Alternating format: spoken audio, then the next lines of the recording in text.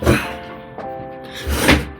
evening, everyone. I just came over to riff a little bit. I have a couple of things on my mind. So the other day I was driving with my friend and we got to talking. And he told me about how he had a brother who had recently passed, right? So obviously I asked him the details on what happened and whatever else. And he spoke about how his brother was just minding his own business, going about his life, and then one day suddenly he feels what felt like tonsil problems, you know what I mean? He would take food and his throat would hurt. He goes to the doctor, they run some tests, they think it's tonsils, they give him some medication, he goes back home, it gets worse, he comes back again, they check and they find that he has cancer, long story short. Yeah, it was pretty up there. It was stage 4, I believe, and it ended up moving to other places and he passes away. And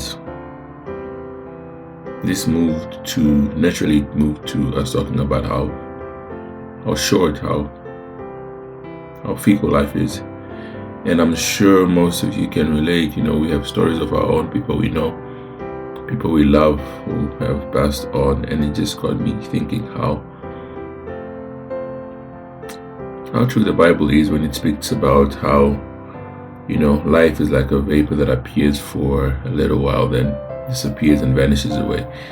And I feel like we don't, as human beings, we don't really think about that enough, so this is sort of a reminder to just lock in whatever you're doing, sufficient unto the day is the evil thereof, the wise words from Jesus. And it's really hard to keep yourself in that state of mind. But for me, in that moment when we were having the conversation, it was definitely a moment of reflection, and it's something that I wanted to pass on.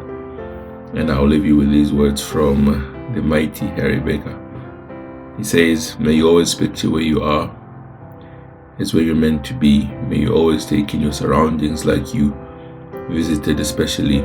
We all end up in the ground eventually, so may you carry such goodness that it nourishes for centuries."